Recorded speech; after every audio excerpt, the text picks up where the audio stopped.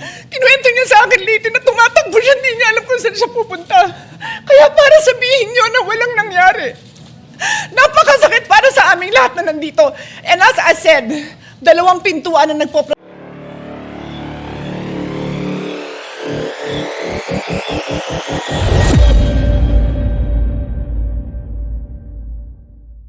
President, I rise on a matter of personal and collective privilege. Mr. President, halos 1 linggo na matapos ang habulan at barilan dito sa Senado. Sa loob-loob ko, hindi ako mapanatag na simula nung Lunes, ang ipinapakita natin ay para bang walang nangyari. Na para bang hindi nabastos ang ating institusyon, ang ating mga empleyado, at ang mga Pilipino. Hindi maliit na bagay ang nangyari dito. At lalong hindi dapat inaasa sa mga Facebook Live, press conferences at media interviews ang pagtatahi-tahi ng mga pangyayari. Ganito na ba talaga kababa ang inabot ng ating politika sa Pilipinas? Ito na ba tayo, Mr. President? Tuluyan na bang nilihis ng politika ang ating mga pamantayan sa pakikipagkapwa? The situation stooped so low that here, in and around these same august halls, may pwedeng magkasa ng barel sa harap ng mga sibilyan. Dear colleagues, kahit kailan, hindi yan nangyari sa Pilipinas, kahit panahon ng kudeta. Not even during the darkest days of martial law did gunfire erupt within our halls.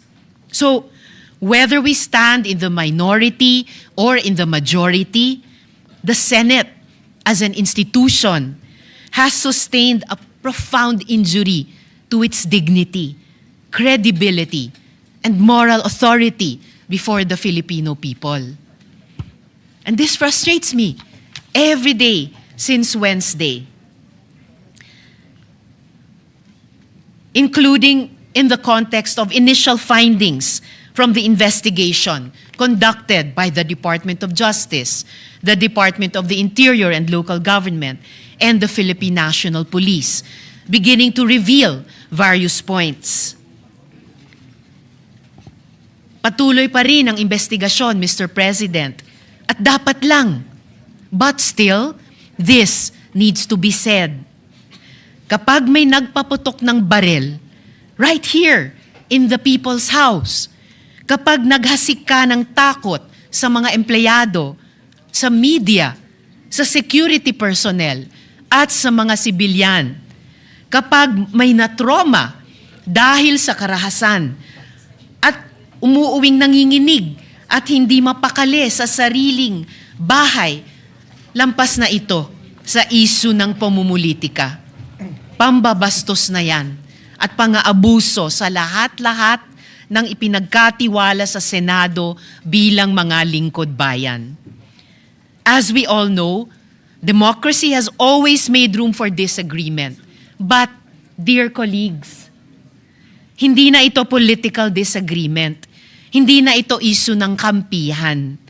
What should trouble us is the manner by which this agreement is being settled, which reflects a broader national discourse that has become more coarse and unforgiving. When aggression is normalized and humiliation is treated as political currency. We cannot have a culture that proudly treats fellow Filipinos as enemies to be defeated, all in the name of clout. Yung mga pagbabanta, pambibintang, pananakit ng damdamin, hindi yan ang dapat ginagawang sukatan ng tapang. Kahit magkakatunggali sa politika, hindi tayo dapat ganyan sa isa't isa, lalo na dito sa Senado. Hindi ito tahanan ng ganyang kababang uri ng politika. Ngayon, higit sa kailanman, dapat manaig ang ating pagka-Pilipino. I refuse to believe na tayong mga Pilipino ay mga bulag sa na sumusunod sa sino mang politiko. I refuse to believe na wala nang natitirang malasakit, hiya o pagmamahal sa bayan. Kasi ang mga krisis, ang mga sakuna, hindi yan nagtatanong kung sinong kakampi mo sa politika. Lahat tayo tinatamaan at lahat tayo may responsibilidad.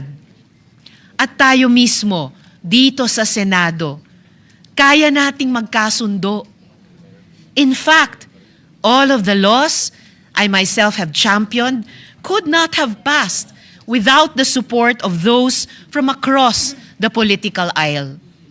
And I refuse to believe that this institution that has crafted laws for the most marginalized, that has conducted crucial investigations, that have moved the needle at various political junctures, is beyond repair or redemption.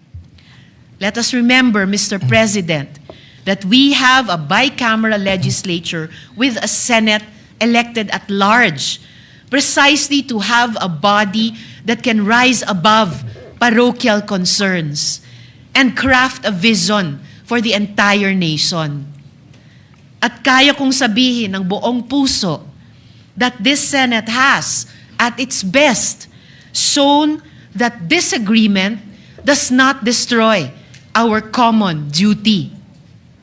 We have passed laws across party lines. That is why we cannot act as though nothing happened last week. Alam natin ang tama at mali. Alam natin kapag sumosobra na. And this is what our country needs from us now. For the Senate, in this difficult hour, to reflect the best of our people. May we prove worthy of the trust that our people have placed in us. Marami pong salamat sa inyo at sa lahat, Mr. President. Before I recognize Senator Pia and Senator Marcoleta, you know, the curious thing is the prayer of Senator Kiko and the prayer of former Senate President Tito Soto yesterday. We all agree with it. We're just looking at it from different sides of the political lens. And many of your statements today, Senator Risa, many of us, if not all, agree. But we all won't agree that parang walang nangyari. I don't know where that came from because I don't think anyone is treating it trivially. It's just a matter of how we can focus on it given that there is a real economic crisis, crisis of prices, oil crisis. Our stock is running out. We're convening into an impeachment court. You know, our staff are overwhelmed by the number of investigations, by the number of subpoenas that are here. They're asking us to produce so many things while we're also doing our own. So while we will agree with you and let's discuss later on which committee, I do not think anyone is acting as if parang walang nangyari. Senator Pia or Senator? I also will not interpolate or make my own privileged speech today as requested by the Senate President. I reserve my right to make the proper interventions at the time that the Senate President and our other colleagues agree upon. But I just want to make this quick statement. Parang walang nangyari. Yan po ang statement ng ating butihing Senadora Risa Hontiveros. Siguro po para sa inyong mga wala dito. Pero para sa amin na nandito, napakaraming nangyari. Takot na takot po ako na kailangan ko na magpaalam sa mga anak ko. At yung staff ko, 2 pintuan ang pagitan ko sa putukan. Yung staff ko na si Claire, na 20 years na sa akin, nandun siya sa labas. She has a 12-year-old son. Kinuwento niya sa akin late na tumatakbo siya, hindi niya alam kung saan siya pupunta. Kaya para sabihin niyo na walang nangyari. Napakasakit para sa aming lahat na nandito. And as I said, 2 pintuan na nagpo-protect sa akin sa putukan. Pero yung media, yung Senate staff, yung hindi naman makauwi dahil sila ang security, sila ang elevator women and boys natin, nandoon po sila. So dear colleagues, napakarami nang nangyari. And one more thing, wala ho akong sinisisi. Pero nung pagkatapos ng lahat, pagtingin ko ng group natin, yung dating majority group, walang ni isa sa inyong nangamusta sa amin. Some of you I've known for 20 years, 10 years, and I didn't even hear any of you say, "Kamusta na kayo dyan?" Napakasakit mo sa akin. Sobrang sakit. So yun ang masasabi ko. Yes, I am very ready to share my story, to ask questions. Pero kung wala ho kayo dito, huwag niyong questionin yung mga nangyari sa mga nandito. Dahil nandito kami, kasama ng staff namin, Senate staff. You have your own story. I respect that. But please respect my own story. Thank you, Mr. President. Minority Leader. Mr. President, yes, of course, we sympathize with the manifestation made by Senator Pia Cayetano, but my position is merely to give a suggestion for your consideration and for the consideration of our colleagues. I think this particular issue, once culminated, should be referred to the Committee of the Whole. The reason being, it is an extraordinary remedy necessary because of the issues of Senate institutional security. The chamber itself is affected. The institution is threatened. There are multiple Senate committees that are going to be involved: public order, justice, rules, ethics, even finance, because of the procurement of the weapons allegedly that were used. So the Senate has a direct institutional stake, every senator. So this is not just a majority or minority. So therefore, may I give a suggestion that you consider the possibility of all these manifestations be referred to the Committee of the Whole. And in the past, the Committee of the Whole, when we investigated Parmali, we investigated PhilHealth, it was the Senate President that chaired the Committee of the Whole, unless he appoints a This co-chair. representation always takes, you know this, Your Honor, always takes your suggestions seriously. So Thank you. you're suggesting we use Rule 14 and Section 14 of the rules and create a special committee, the Committee of the Whole. Is that correct? Yes. Mr. President, if I may, Mr. President. And before that, since we're going to go into caucus to speak about the calendar, may I ask the Minority Leader if it's acceptable that we discuss it there? Later in the caucus, just so that we don't have to discuss everything on the floor and we get the other business that we have to do today done with. No? Can I, Mr. President? Yes.